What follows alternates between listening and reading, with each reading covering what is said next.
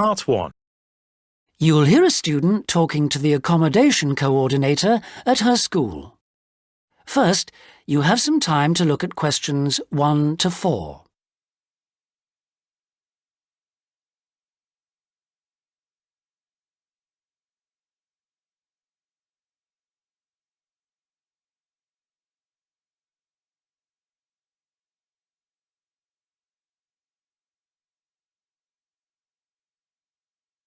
Listen carefully and answer questions 1 to 4. Sarah, I've heard that you want to move into a homestay family. Is that correct? Yes, that's right. I've been staying with my aunt, and now my cousin is arriving from Singapore, and my aunt needs the room for him. Oh, that's bad luck. Well, I'll need to get some particulars first. Sarah, what's your full name? Sarah Lim, and that's Sarah without the H at the end. How old are you, Sarah? 23, only just. It was my birthday on the 21st of August. Happy birthday for yesterday. How long have you been in Australia? A year in Adelaide and 6 months in Sydney. I prefer Sydney. I've got more friends here. What's your address at your aunt's house? Flat 1, 539 Forest Road, Canterbury. And the postcode is 2036. Okay. What are you studying now? I was studying General English in Adelaide, and now I'm doing Academic English because I'm trying to get into medicine next year. That sounds good, but it'll take you a long time. When would you like to move out from your aunt's? My cousin arrives on Friday morning, so I'd better be out on Thursday. What, the 7th of September? Yes, that's right. Before you hear the rest of the conversation, you have some time to look at questions 5 to 10.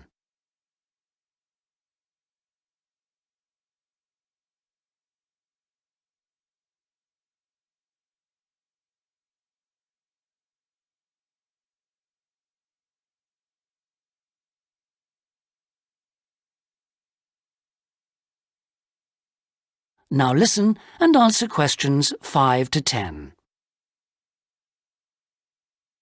That doesn't leave us much time. Right, okay.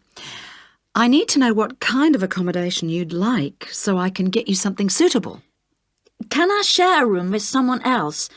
I've been alone in my room at my aunt's, and I've always shared with my sister, and I like that. Yes, fine. That'll save you money too. Would you like to live with a family, or do you think that a single person would be better for you? I have lots of very nice single people on my books. Do you have any women living alone, retired women? Yes, I have quite a few whose children have grown up and left home. In fact, I have some really lovely retired ladies living by themselves who just love the company of students. Most of them live in flats, but that's not a problem for you, is it?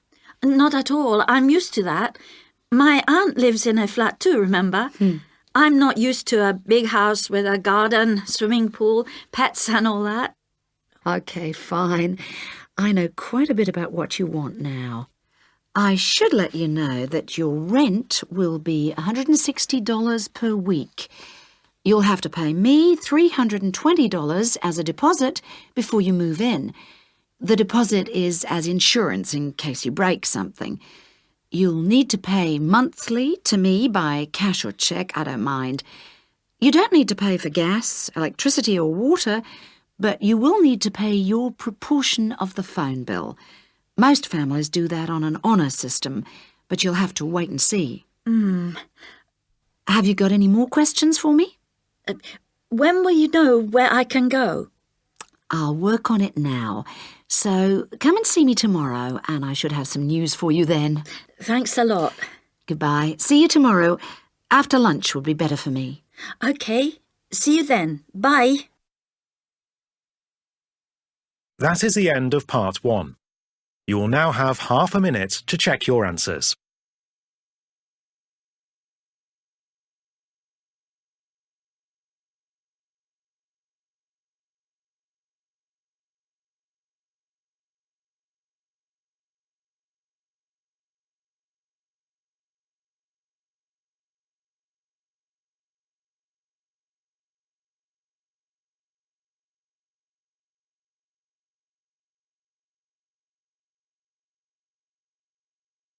Part 2. You'll hear Jane Hemington talking about this year's summer festival. First, you have some time to look at questions 11 to 14.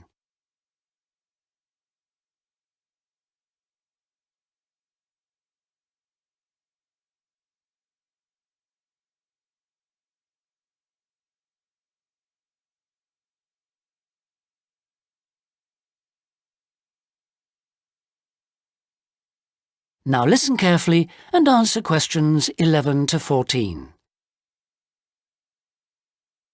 Good evening.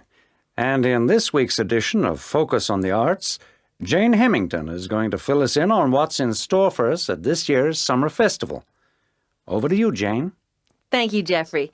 This year, the Summer Festival is the biggest we've ever seen, so there should be something for everybody. This is the third year they've run it, and the timing's slightly different. For the last couple of years, it's been around the 5th to 17th, but this year, they wanted to allow everyone enough time to recover from the 1st of January celebrations, and they've put it at the end of the month. The program has sensational theater, dance, and also a large number of art exhibitions. But the thing the festival is most famous for is its great street music. For today's report, though, Jeffrey, I'm looking at some of the theatrical events that you might like to see. In particular, at this year's theme, circuses. I'm going to tell you about 2 circus performances, but there are plenty of others in the program. I've chosen these because they represent distinct movements within circus performance. The first is the Circus Romano from Italy. As this is a traveling circus, it follows a long tradition by performing in a marquee, which is really like a canvas portable building, usually put up in a green space or car park rather than in a theater or stadium. Before you hear the rest of the talk, you have some time to look at questions 15 to 20.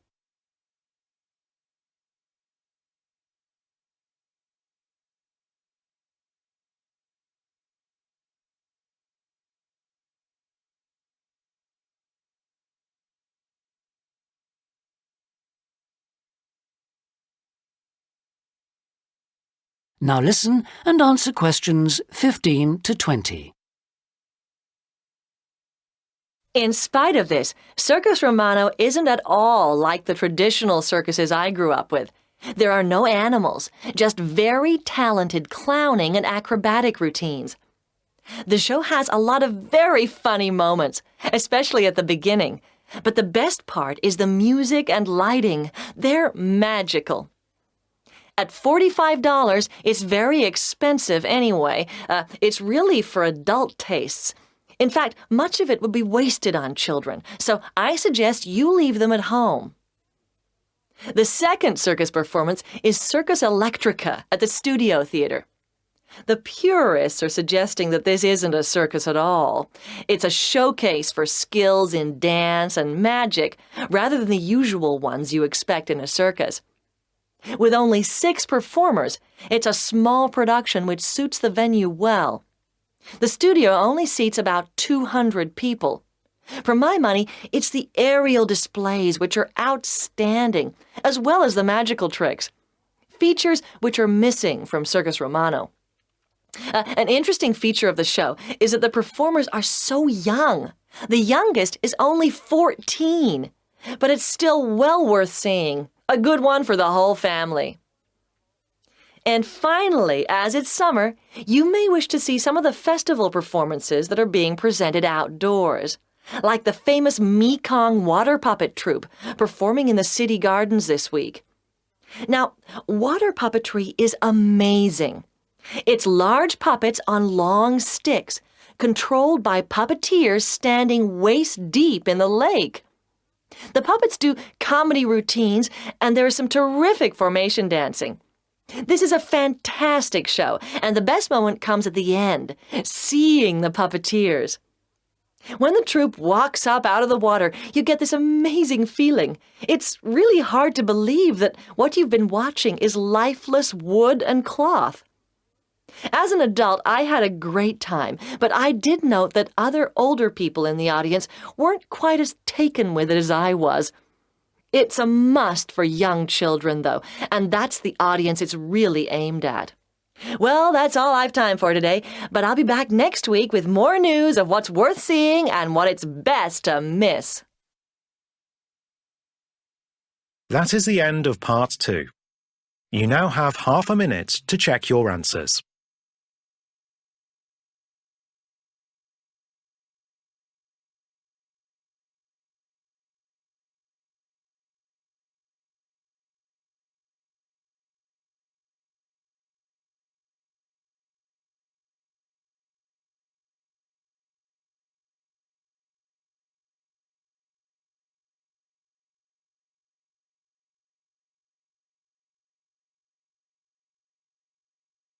Part 3. You'll hear a conversation in a university student services office.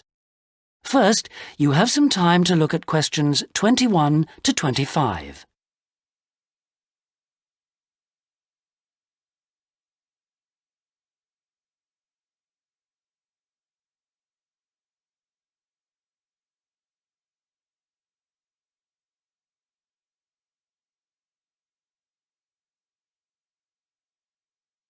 Now listen carefully and answer questions 21 to 25. Hello, I'm Dawn Matthews. Yes, hello. I've been referred to you because I'm inquiring about the refresher courses that you run. I'd like to find out a bit more about them. OK. Well, we run quite a few different short courses for students who are either returning to study or studying part-time. Tell me about your situation.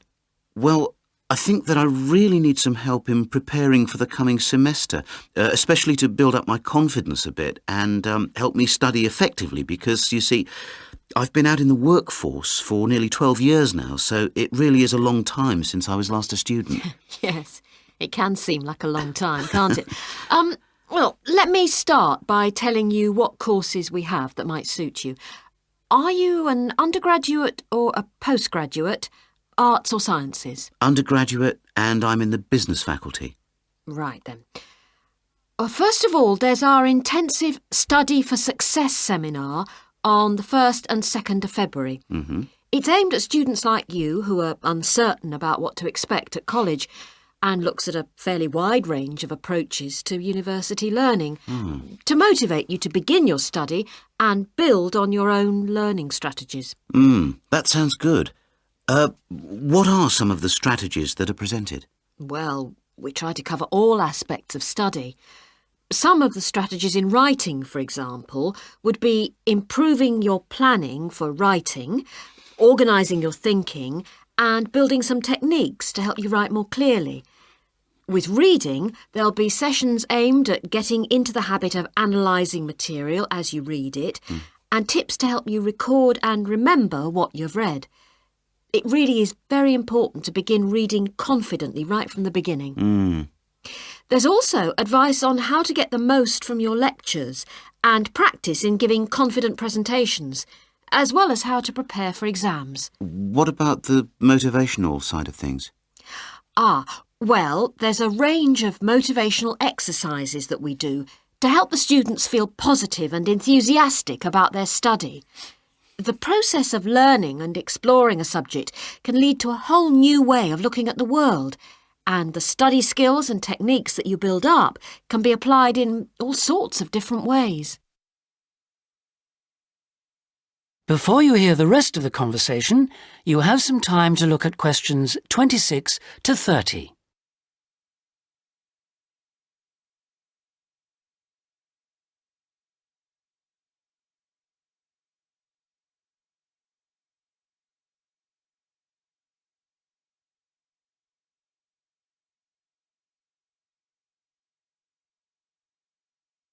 Now listen and answer questions 26 to 30. Actually, I'm very excited about the whole thing of taking up studying again, but, you know, I'm a little nervous about whether I'll manage to get everything done. I suppose it's the same for all mature students. Of course it is. Two of the key components of the course are time management and overcoming procrastination. People discover that once they learn to plan their days, all the work can be accomplished and there'll still be time for leisure. Is there an enrolment fee? Well, just a minute, let's see.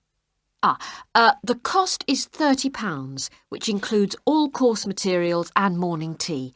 You have to arrange your own lunch. Well, that wouldn't be a problem. I already make sandwiches for my 3 kids and my wife and myself every day. I won't have to change my routine. No. Now, I need to tell you that this is a very popular course and it's essential that you book well ahead of time. In fact, the course convener tells me that there are only 5 places left. What other course might be good for me? There is one other that you could benefit from. It's simply called Learning Skills for University Study and is on 3 consecutive mornings, starting on a Monday from 9 to 12 and costs £25.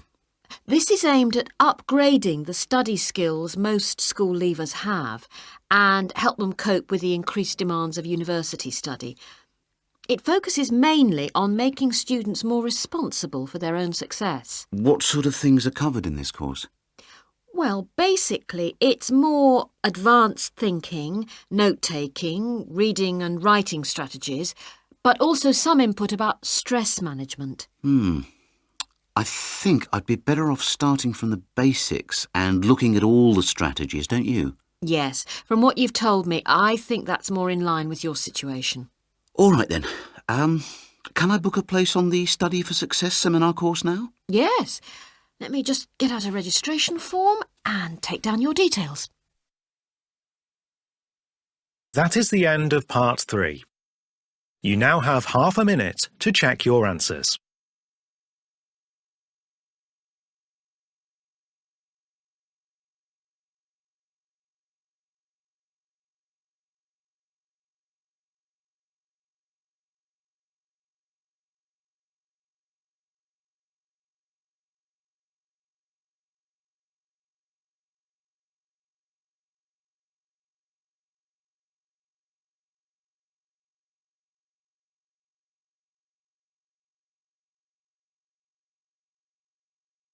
Part 4. You'll hear a student union representative presenting the views of college students about the design of a new building. First, you have some time to look at questions 31 to 40.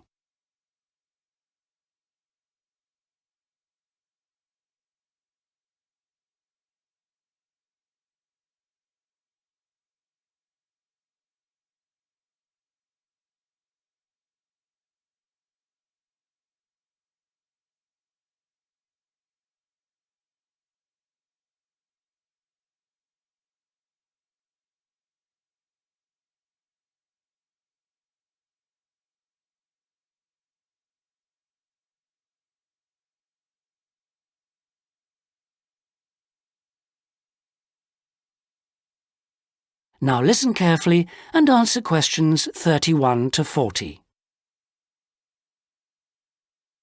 We're very grateful that the committee has agreed that a representative for the Students' Union can present student suggestions about the design for the proposed new union building. We appreciate that some of our ideas may not be feasible in the circumstances, but we do feel that it is important that the ultimate beneficiaries of the facilities should have some say in its design. If I could start by briefly explaining what steps were taken to find out student opinion and how we have arrived at conclusions. Firstly, a meeting was held in the current union for our SU committee to explain the options. Then we invited all students to submit written suggestions for the design, placing cards in a suggestion box. These suggestions then provided the basis for the design of a questionnaire which was completed by approximately 2,000 of the college students over a period of 3 weeks. Finally, the SU committee collated the results and drew up a report. If I can just hand around a copy of that report. This presentation is essentially a summary and discussion of the key points of this report. So, in broad terms, the consensus was as follows. Firstly, regarding the crucial matter of the site, we presented the three options that you have proposed. 1, in the city centre near the Faculty of Education. 2, on the outskirts of the city near the park. And 3, out of town near the halls of residence. We asked students to cite reasons for and against these sites, and there was remarkable agreement on all three. Site 1 was unpopular because of traffic and parking problems. Site 2 had a number of supporters, mainly because it was close to most lecture rooms. And Site 3, out of town near the halls of residence, was clearly the most popular because of access from living quarters. It was clear that the union was mainly to be used after lectures. It was also felt that the larger site would allow more room for a choice of facilities.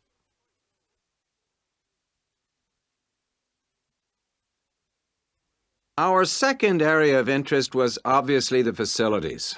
There was minimal interest in having a library on the premises, but one option seemed to be a reading room instead, more useful. We would like the current table games room to be replaced with a small gym, and if possible, a small swimming pool. Not, of course, Olympic-sized. There was a large number of respondents in favor of a travel agents and insurance center. We also request that there be the offices of the Student Counseling Center, moving this from the refectory. There was, however, much disagreement about whether to build a drama theater. Just over 40% of the respondents were in favor, but a largish minority were strongly against it, claiming that it is elitist and a waste of funds. Essentially, the jury is out on that. Finally, given the number of unfortunate incidents in the current union over the past few months, a strong point was repeatedly made about security. The recommendations would be at least video surveillance and security personnel who would check student union cards on request. We doubt if it would be feasible to have a check at reception of all people coming in. Well, this is the summary of the views of the student population. As I say, fuller details are given in our report, but I'm happy to take any questions if you have them. That is the end of Part 4. You now have half a minute to check your answers.